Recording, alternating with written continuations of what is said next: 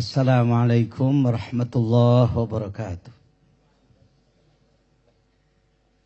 Bismillah, alhamdulillah, salatu wassalamu ala rasulillah Sayyidina Muhammad ibn Abdillah wa ala alihi wa sahbihi wa man tabi'ahudahu wa wala amma ba'd. Sayyidi Syekh Dr. Muhammad Fadil, Syekh Rahimuddin, Syekh Diyauddin, dan seluruh masyaikh yang kita hormati dari Eropa sana, dari Istanbul, dari Thailand, dari Indonesia, Singapura, dan khususnya Malaysia. Pengurusi majlis, hadirin hadirat rahimakumullah.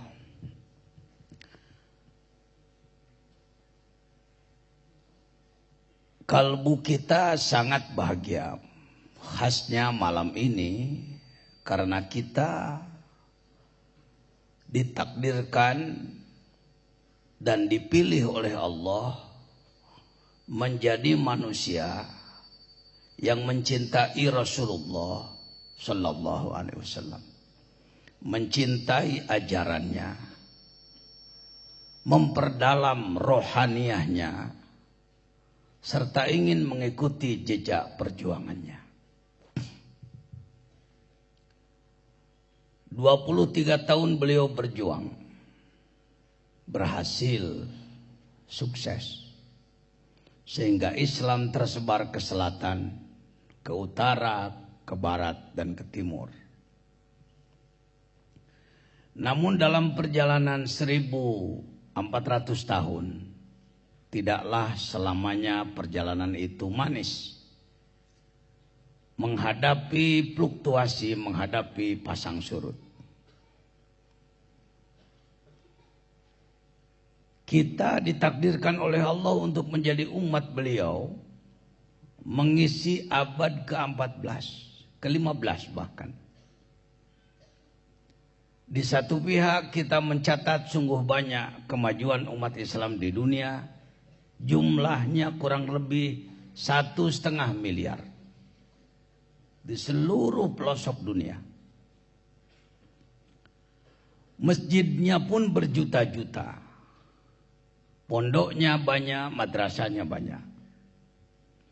Namun di balik lain, kalau kita hitungkan perbandingan manusia yang sudah bersyahadat masuk dalam agama Islam dan yang belum, maka perbandingannya adalah boleh disebut 1 berbanding 4.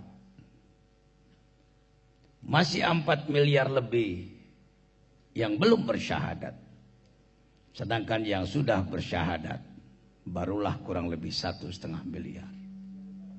Alhamdulillah, kita telah dipilih oleh Allah. Yahdillahu linurihi mayyasha. Dengan peringatan Maulid seperti ini, kita laksanakan perpaduan dalam rangka meningkatkan mahabbah kepada Rasulullah. Sekurang-kurangnya saya ingin dalam waktu yang sangat berharga dan singkat ini 3 hal. Pertama adalah kita tidak boleh lupa terhadap, dalam bahasa kami menyebutnya jasa. Apa sama tak? Jasa itu apa itu? Kerja Rasulullah bagi kita. Jadi limpahan-limpahan dari Allah melalui Rasulullah bagi kita. Apa-apa saja itu kenikmatan-kenikmatan dari Allah melalui Rasulullah kepada kita. Yang pertama, jangan lupa tuan-tuan, puan-puan semua, adalah diri kita sendiri dan alam sekitar ini. Bagi kita umat Islam yang berpegang kepada akidah Ahlus Sunnati wal Jamaah, jangan pernah luntur, jangan pernah mencair. Kita tetap berpegang.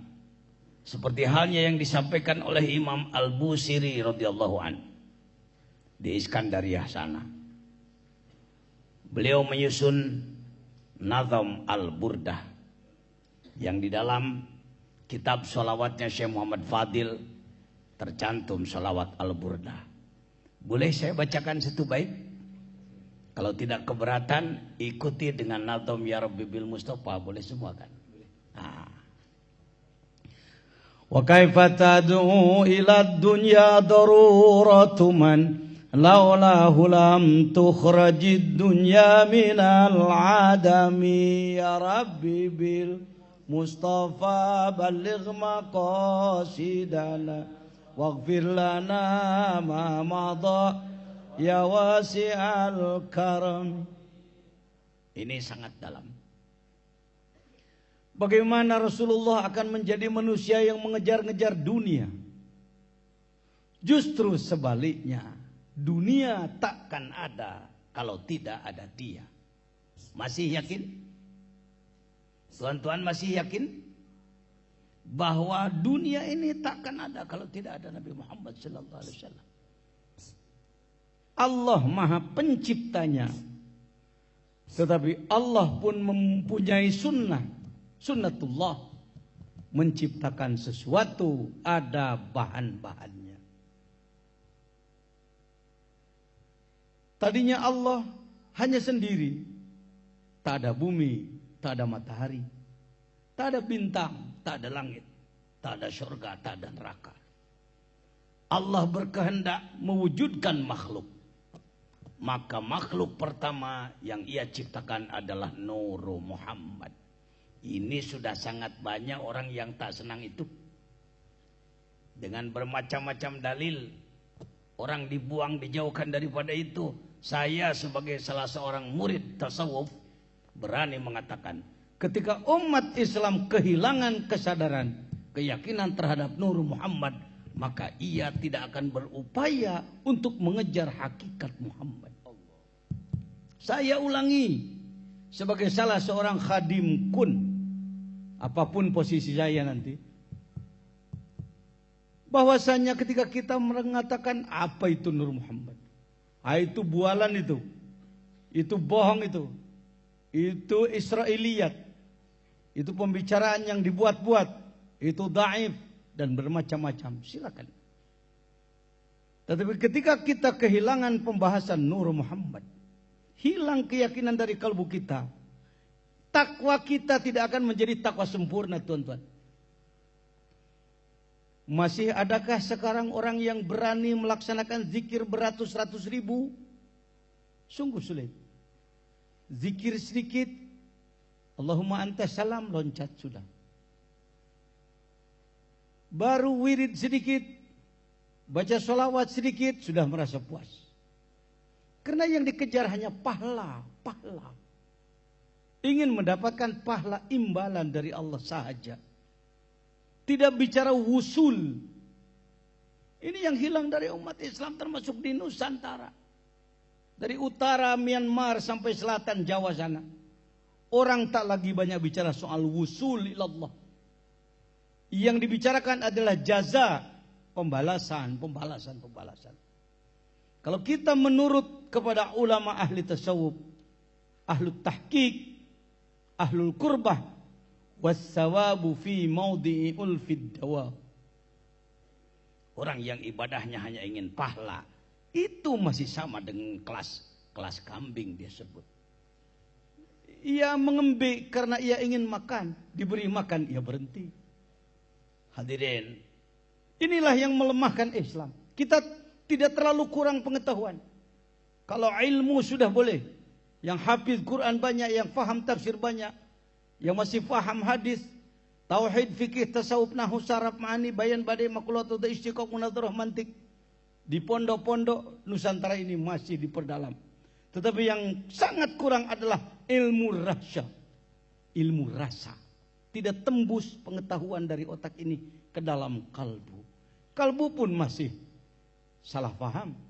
Karena kalbu diterjemahkan hati, maka dianggaplah kalbu adalah daging hati.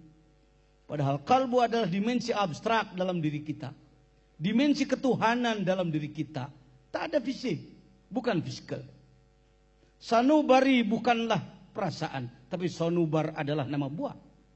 Sonubar adalah nama buah organ tubuh yang seperti buah sonubar adalah jantung. Latifatul qalbi berada di wilayah jantung di sebelah kiri. Hadirin rahimakumullah. Baik. Jadi yang pertama, mari kita jangan lupa bahwa kita semua ini, bumi ini yang kita makan nasi, makan roti, asalnya dari tumbuhan dari tanah dari Nur Muhammad. Itu asbab barokah itu. Orang sekarang mencari barokah, minta doa kemana-mana, padahal barokah di depan mata sendiri dia lewat. Yakini. Ulul albab adalah alladzina yadhkuruna Allah. Mengingat melihat makhluk tembus kepada Allah. Lihat dalam Al-Hikam, may yashhadil kaun walam yashhadillah fi aw indahu aqablahu aw ba'dah. Siapa orang melihat kaun, melihat makhluk tapi ia tidak tembus pada Allah, menunjukkan bahwa hatinya masih tertutup. Hadirin rahimakumullah yang dirahmati Allah Subhanahu wa taala. Pertama itu, yang kedua, bait yang kedua adalah da'a ila Allahi fal mustamsikuna bihi mustamsikuna bihablin ghairi munfasimi ya rabbi bil mustafa baligh maqasidana waghfir lana ma madha ya wasi'al karmi. Ia tak pernah berhenti mengajak umat. Kama arsalna fikum rasulan minkum yatlu alaikum ayatina wa yuzakkikum wa yu'allimukumul kitaba wal hikmah. Terus beliau mendakwahkan sehingga dakwah tersebar kemana-mana, termasuk sampai ke Nusantara. Pertanyaannya adalah afa immata au qutilan galabtum ala aqabikum. Itu asbabun nuzulnya adalah perang Uhud. Tetapi masih berlaku bagi kita, wahai umat Nabi Muhammad, manakala ia wafat. Apakah kamu yang ditinggalkan akan kembali menjadi jahiliyah? Tentu kita menjawab tidak. Menurut mulut. Tetapi kenyataannya dalam akhlak sehari-hari, ternyata sunnah Rasul banyak ditinggalkan. Karena itu dalam kesempatan yang sangat berharga ini, saya mengajak diri sendiri dan ikhwan akhwat sekalian, mari kita hidupkan sekurang-kurangnya gerakan pengamalan rukun Islam secara benar dan sungguh-sungguh. Syahadat kita perkuat satu dengan talabul ilm. Hidupkan majlis-majlis ilmu. Bagi orang tua maupun anak-anak. Bagi pemuda maupun pemudi. Yang kedua adalah tilawah Quran. Usahakan dalam sehari semalam. Adakanlah waktu sekurang-kurangnya 30 menit untuk baca Al-Quran. Ada keluarga yang suami satu, istri satu, anak tiga. Qurannya satu. Tak pernah berebut. Kenapa tak pernah berebut? Karena memang tak baca. Ya. Betul? Ada yang seperti itu? Sudahlah yang sudah-sudah. Mari ke hadapan karena kita sudah membuat ijtima. Perpaduan ulama Nusantara. Kami semua mewakili dari 11 negara ini. Mudah-mudahan ya Rabb, dengan perjuangan kami yang sudah, sedang dan telah yang akan kami lakukan, maka umat Islam di Nusantara ini sekurang-kurangnya menyediakan waktu untuk baca Quran. Tidak habis dengan musik, tidak habis dengan hura-hura yang tidak berguna. Selanjutnya dengan apa? Zikrullah, zikir. Bicara tasawuf, sering orang salah paham, menganggap bahwa ahli tasawuf adalah ahli baca kitab tasawuf. Mohon maaf dengan hormat, itu adalah ahli ilmu tasawuf. Yang disebutkan tasawuf, lihat di dalam kitab Tanwirul Qulub, bukan hanya ma'rifatus sifat minal mahmudat wal madmumat, tetapi juga wa kaifiyatut tathhiri, dan upaya pembersihannya. Karena itu dengan hormat, apakah semuanya sudah mempunyai metode berzikir untuk membersihkan kalbu? Sudah punya semua apa belum? Kalau sudah, terima kasih. Kalau belum, dengan hormat kepada para masyaikh, saya ingin memberikannya kepada tuan-tuan sekalian. Apa memerlukan? Silahkan. Antara lain, di antara metode zikir, tarikah zikir, mengikuti Said Syekh Abdul Qadir Jailani, beliau adalah cucunya Syekh Muhammad Fadil, cucu yang ke-20. 5. La ilaha illallah diucapkan dengan lidah ditarik dengan rasa dari pusar ke ubun-ubun, menembus 3 latifah. Latifah akhfa di tengah dada, latifah nafsi antara 2 alis, sedangkan latifah kolab di atas ubun-ubun. Kalimat ilaha ini dijelaskan dalam kitab Fathul Arifin, Sayyidi Syekh Khatib bin Abdul Ghaffar As-Sambasi, guru besar Masjidil Haram, imam besar Masjidil Haram, di Jabal Qubais sana, di saat Makkah, dipimpin oleh para ulama sufi, ahlul qurbah, ahlul muraqabah pada Allah. Agak berbeda dengan sekarang, mohon maaf. Maka diucapkanlah kalimah la seperti tadi. Ilaha menembus di dada sebelah kanan, illallah menembus di dada di sebelah kiri. Bagi yang memerlukan, mari kita sama-sama mengucapkannya 3 kali. Bismillahirrahmanirrahim.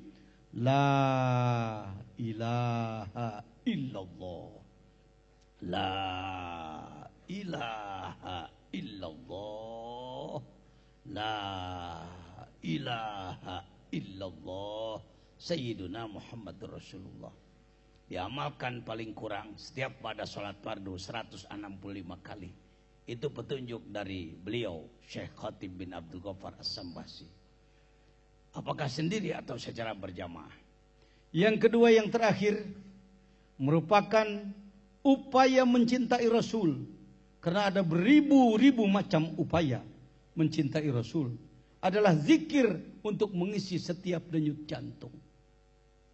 Banyak orang menganggap bahwa nikmat besar dari Allah adalah kereta mewah, rumah besar, tapak luas.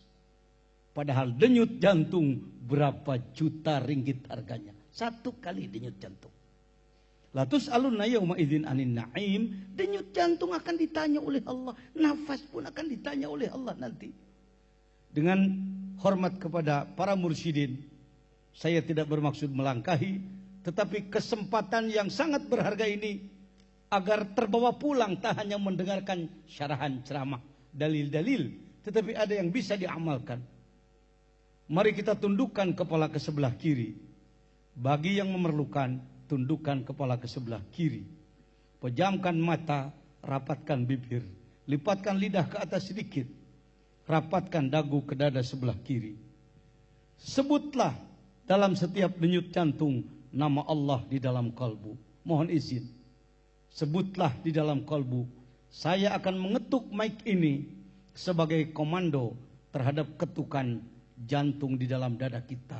Allahu Allah, Allahu Allah, Allahu Allah, Allahu Allah. Ya Rabb,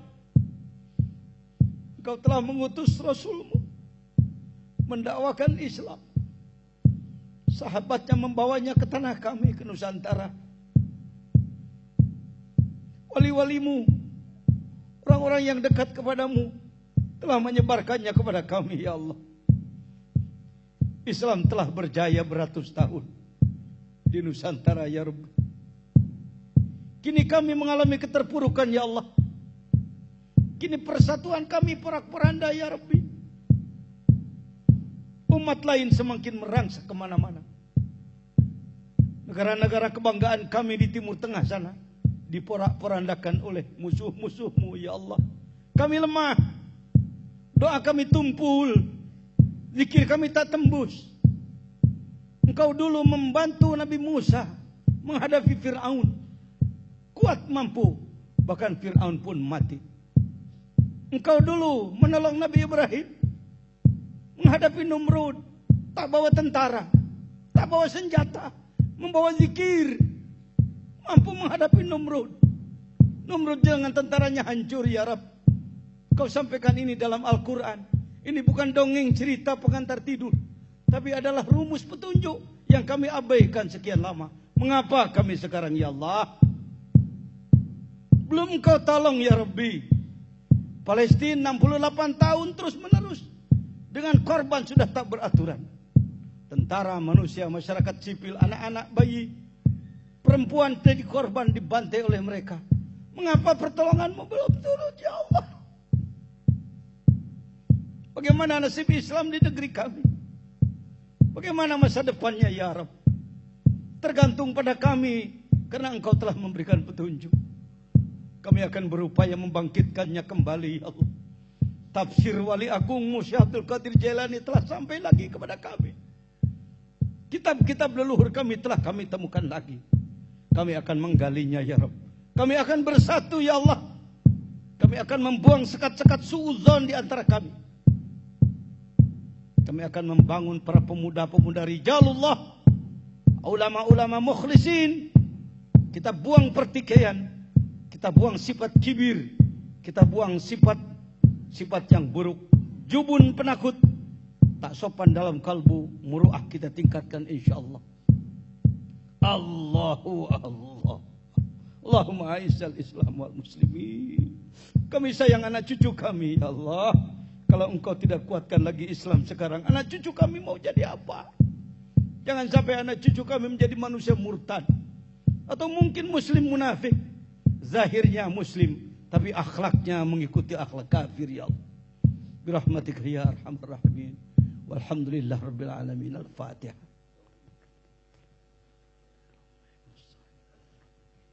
Shiratal ladzina an'amta 'alaihim ghairil maghdubi 'alaihim. Kepada yang memerlukan, karena harus ada kalimat ijab dan qabul, saya sampaikan ajaztukum, silakan jawab, qabiltu, dan silakan diamalkan. Terima kasih. Mohon maaf yang saya sampaikan mungkin singkat tetapi kami kurang santun. Itulah yang dapat kami sampaikan sebagai salah seorang khadim daripada kun kekeluargaan ulama Nusantara. Terima kasih. Wallahul muwaffiq ila aqwamit thoriq. Assalamualaikum warahmatullahi wabarakatuh.